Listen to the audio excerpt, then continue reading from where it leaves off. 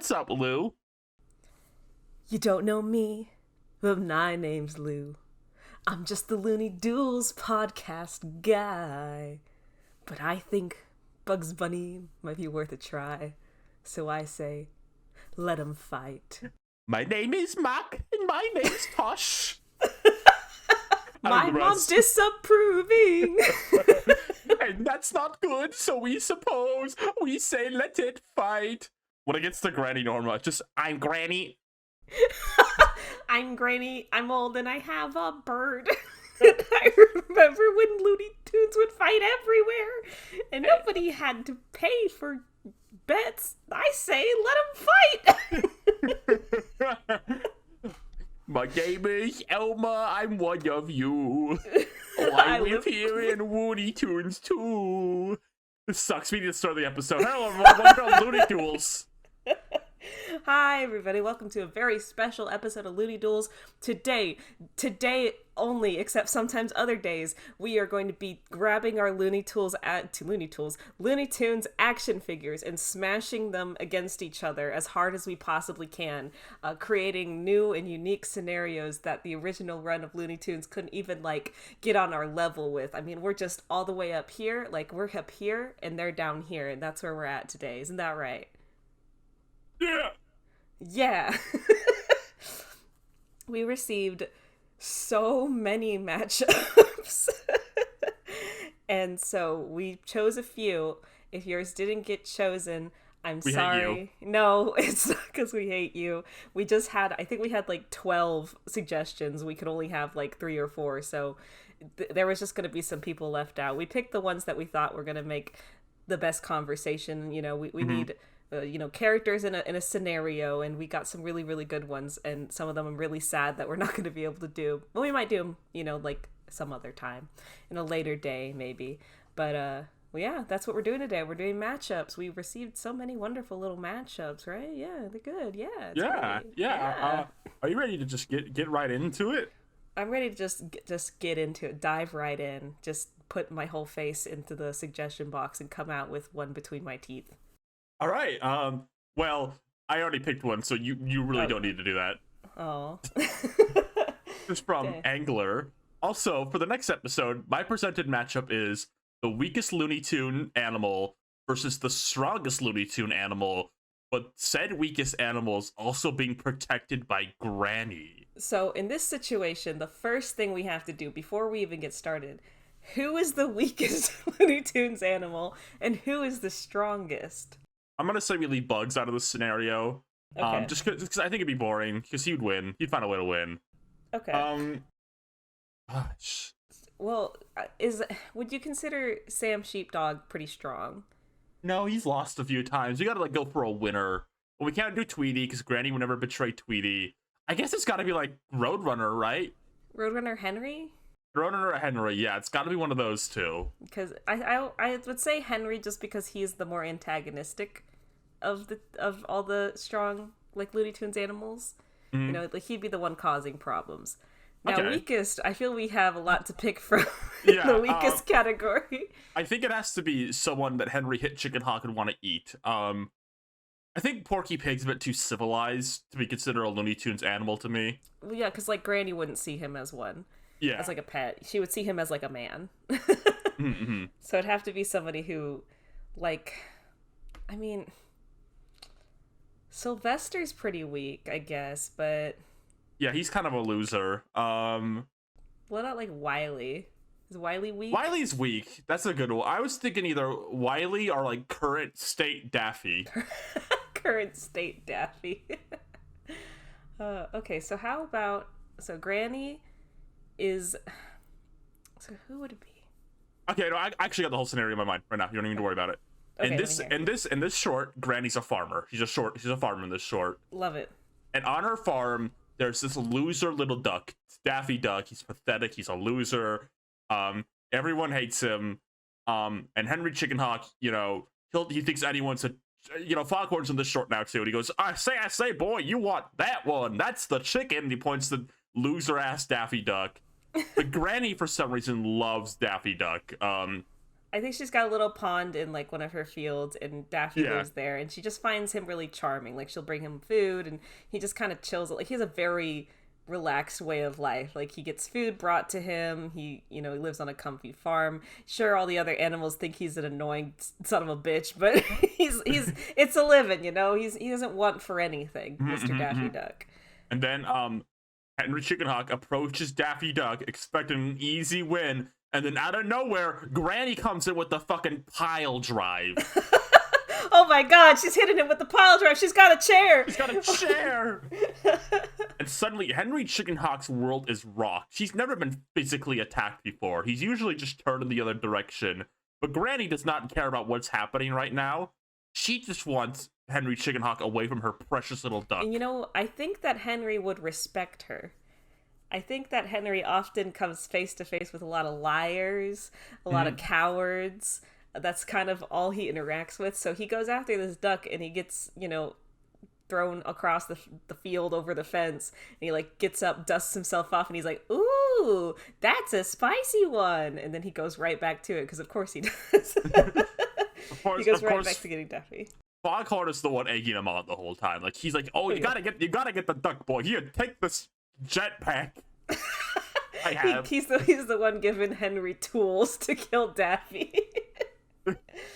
I think that like everyone in the farm is like sick and tired of Daffy being like the favorite of Granny at the moment. Yeah. And like Granny's like nice to everyone else, but like she's like really infatuated with Daffy. So they're all kind of like, "Yeah, Henry, like you got this." Like like even Barnyard Dog is over here like not turning him back to Foghorn. He's like, no, it's the duck you want. It's the duck you want. He's like, "Here, kid, take this," and he hands him a gun. Just to get him. Now, what kind of techniques do you think that Granny would use to protect Daffy? Granny's a massive surprise, as we've seen a few times. Like there's that one short where like Sylvester drags a suitcase all the way out of the building, thinking she has Tweety, but it's actually Granny in there. And I think it would carry over to here. Like Henry Chickenhawk would like get a big super net, and he would think he has Daffy, and then he runs away with it, and then he like shakes the net to like get Daffy out to eat him, and then it's actually Granny in there, and she's like, "Oh, so you thought?" And then she smacks him. I think she's got a big pitchfork, like a big farmer's pitchfork. That's her weapon of choice. So she like pokes him in the butt, and he's like, "Yow!" He like skips across the field holding his butt. Yeah. How would this shake out though in the end of all ends? I mean, I can't see a scenario in which Granny would ever let anybody like get to her precious animal, but we have seen situations where she has been tricked. Namely, if Henry knows about her glasses weakness, gets those off in some way, he could really like do some damage. Priscilla Hen, who wears glasses herself, whispers to him, "She has a glasses weakness," and then he like does a big devilish grin, and he performs his plan. And Granny is confused. She thinks Daffy's still in the pond, and he almost gets away with it. But somehow Granny realizes the error of her mistake, and she gets him again. And then she goes, "Why are you after my precious duck?" And he goes, "Oh, that big old guy over there told me to go after him." And he points to Foghorn, and Granny looks his way, and she was like, "So you've been behind this." And then she just grabs Foghorn by the neck. We like see them walk behind like the house, and you hear just spanking noises. It like fades to black, and it comes back in, and Henry's sitting at like Granny's dinner table, like big like napkin tied around his neck, fork and knife in his hand, and he's like licking his lips, and she's like, "Oh, I made this special for you," and like smacks down a plate of chicken. It's like very obviously Foghorn. And like Barnyard Dog and all the other animals who egged like Henry on, like looking through the window, shaking in fear. And then you pan over, and Daffy's on the other end of the table, also fork and knife in hand. He's got like a huge fork and knife and a silly little bib. That's how it would end. Yeah, that was a good one. I like that we had a scenario there. We really made it work. Yeah, I think that really tied it all together. I'm very endeared to the idea now of Granny being a farmer and having just like a bunch of animals, like Looney Tunes animals she wants to protect. I think there'll be a moment in the short where like Sylvester sees what Henry's doing. He's like, "You don't want to mess with Granny." And it just walks away.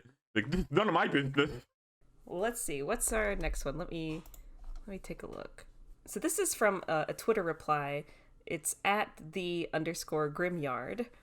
Foghorn Leghorn, after taking a bus trip, accidentally winds up in the Roadrunner Desert. And now Wile E. Coyote and Henry Chickenhawk, because of course, are both after Foghorn for a meal. Who's gonna succeed? Wile's brains or Henry's tiny brawn? Will Foghorn make it out alive? This is a rough one because Wiley's a loser and Henry's a winner. Yeah, I think I'm gonna take this prompt, and I'm gonna grab my little plucker here. I'm gonna grab Henry Chickenhawk and I'm gonna toss him out. He's not here anymore. Okay. I want a short where Foghorn goes to the desert. I think probably on accident. Barnyard Dog probably tricked him into going there. Yeah, of course. Barnyard Dog tricked him into thinking he was going on vacation. So Foghorn steps out of the bus. He thinks he's at a resort, but it's obviously like a shitty desert. But he's like in his vacation wear and his sunglasses and his little hat and his suitcase. And he's like, well, this ain't what I thought it was gonna be. But hell, a vacation's a vacation, I always said. And he tries to make the most of it. And Wiley, who's just like sick and tired of running after Roadrunner day in and day out, he like looks over and sees Foghorn, who's this gigantic, big, delicious chicken. And he's just like, he almost thinks it's like a hallucination for a second until he's like, oh my god, this is it. I can get this guy. This guy's a fucking idiot.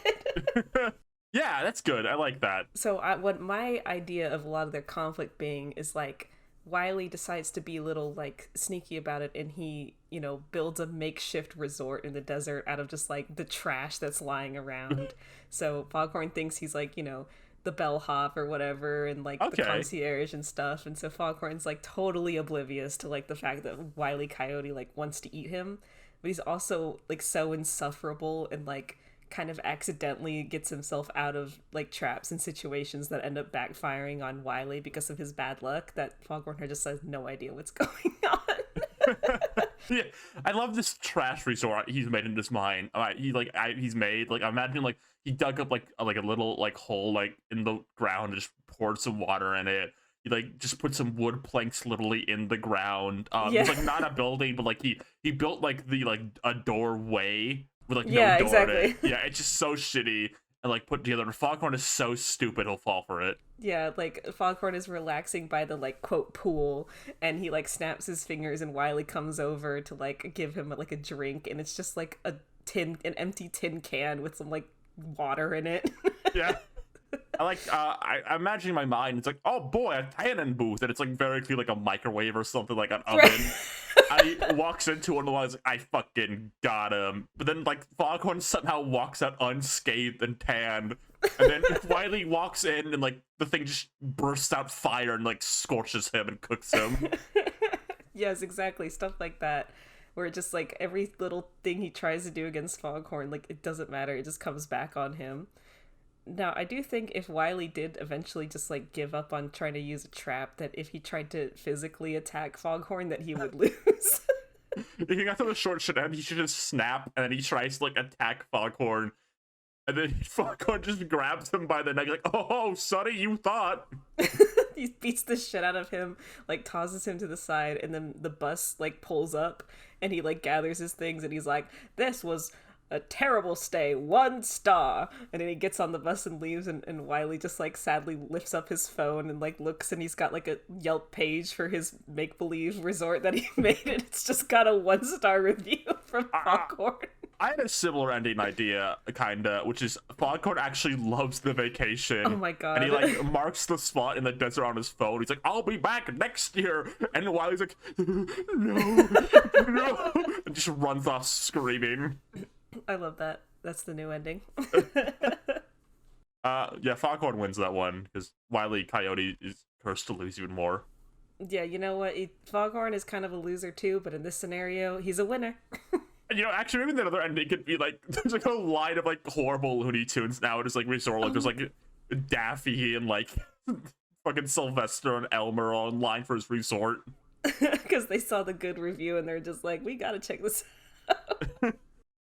Wiley's just like crying now, and then Runner walks up to him like just like a little bellboy. He goes, meep meep. We got another one. Yeah, one's really good, I think. This is from, and I'm sorry if I pronounced this wrong, Vengon Rudy 8084. My story plot is as such: the Looney Tunes get drafted into the war. Who lives? Who dies dramatically? Who's on which side? Who wins? So the war to me is a really funny concept because it's like just vaguely the war. Like it is a war of some sort. First of all, I want to say this: Daffy will not be in this short because he is a draft dodger. He will not be here. He will not be participating. I think that Porky would show up.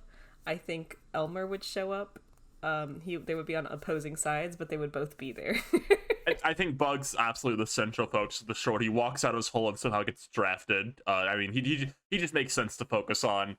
Well, it would be really funny if like he goes to like boot camp and Porky Pig is the drill sergeant. Yeah. And he's like trying his best to be like assertive because like Porky can be like mean and like, you know, assertive. I mean, he's Dark also Porky, kinda, of course. Yeah, but he's also kind of like chuckling to himself every so often and like making jokes unintentionally.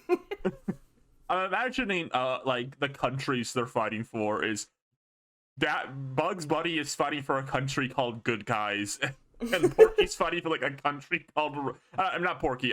Elmer's fighting for a country called like Bad Guys, and like, it's just that. Yeah, it's like Good Guys incredibly simplified like that. Yeah.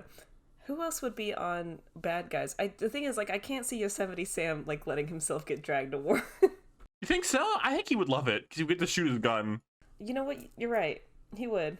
He's like Soldier and TF2. He just wants to shoot people. Like, he doesn't think about anything. So Yosemite Sam would be with Elmer. Be like Sam, Marvin, and Elmer on one team. Like the three like Bugs Bunny opposers. And then Porky and Bugs would be like on the other team. Like it's mostly Bugs doing it, but Porky's like the drill sergeant character.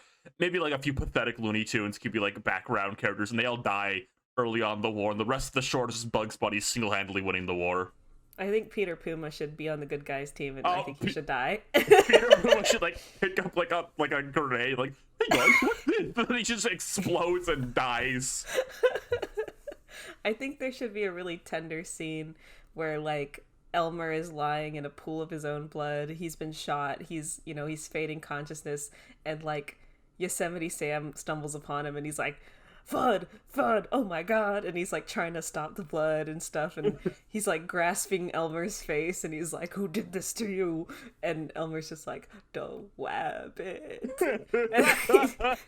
And he dies, and so Yosemite Sam is there from then on, motivated solely to kill Bugs Bunny for killing his best friend in the whole world. When he says like the wabbit, it like cuts to Bugs Bunny like in a pink dress holding a parasol. He's like, oh, widow of me. I think that Porky, despite like all his like, he's like so into the war, he's like, yeah, we're gonna get them and stuff, but then when they actually get on like the battlefield and it's just chaos everywhere, like Bugs finds him just like hiding somewhere.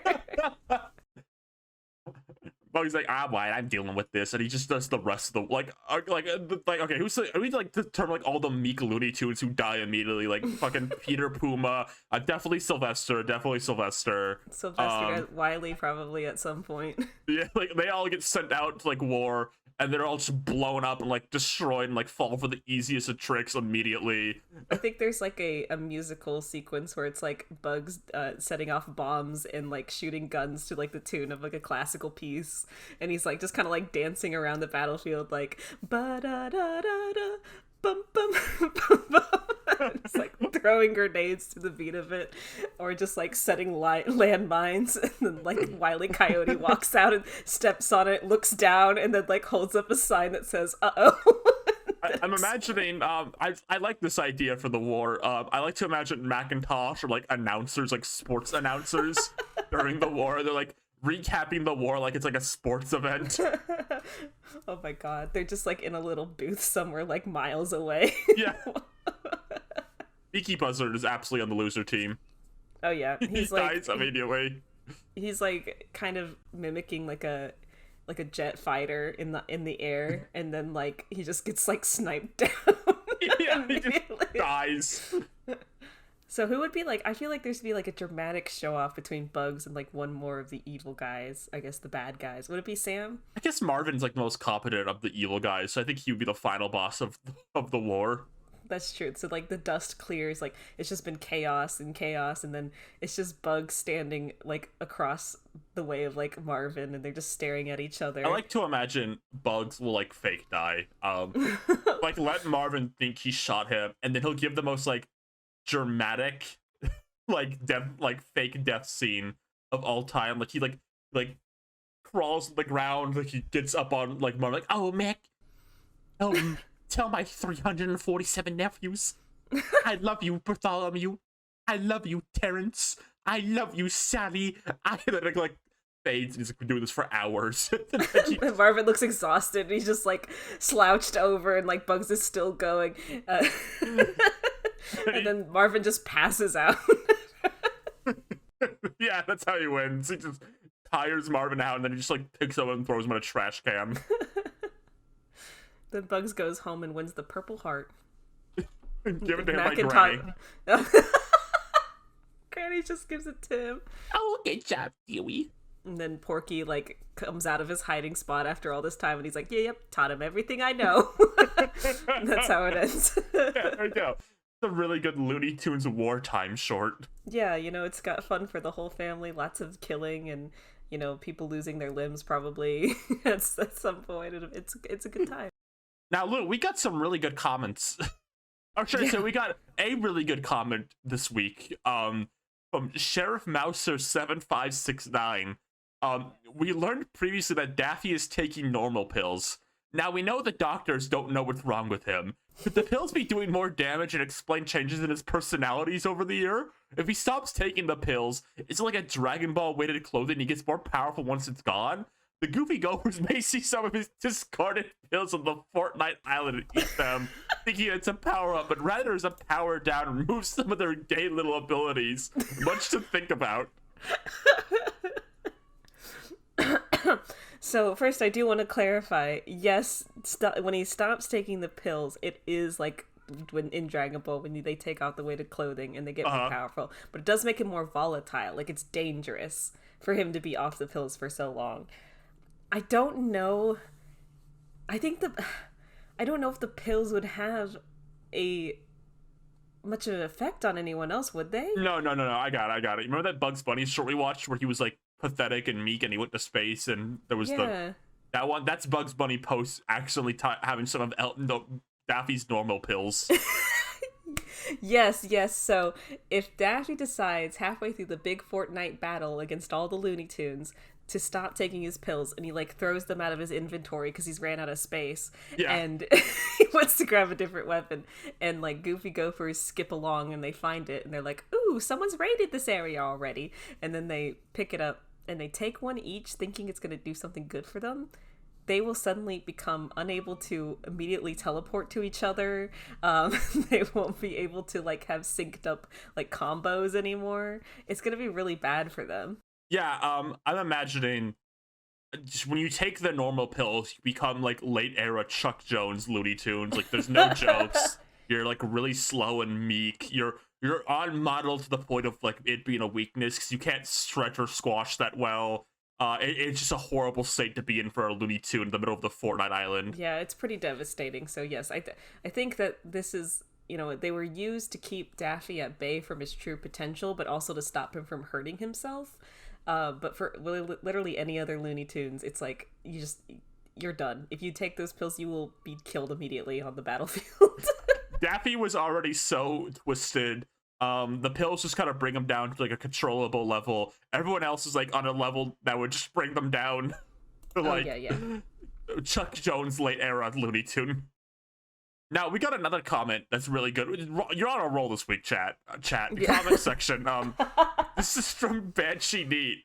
Now that we know homophobia exists in the Looney Tunes world, which character do you think is most effectively using it to their advantage? Daffy. Daffy would use anything that happens to him is homophobia. Yeah, you smack him on the head with a frying pan and he's like, wow, didn't know you were homophobic. you would do this to a gay dog, question mark. I think, funnily enough, the Goofy Gophers don't pull the gay card that often. No. I think that they, they've lived a hard life. they've, had to deal with, one of their mothers being like homophobic and distancing herself from them, that like to them, like they wouldn't ever use that as like an advantage or a disadvantage. It's just part of their life, and they'd rather move on from it, and like they like to think of the world as past that. Daffy though.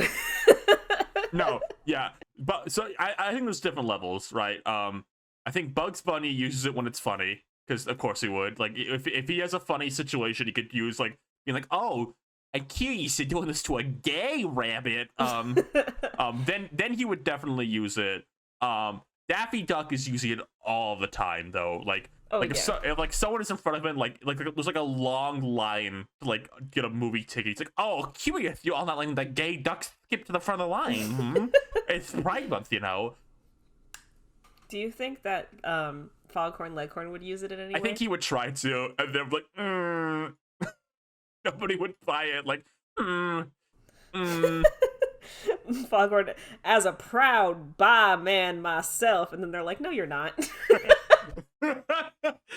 no, for real. Reagan for Mob Psycho is daddy.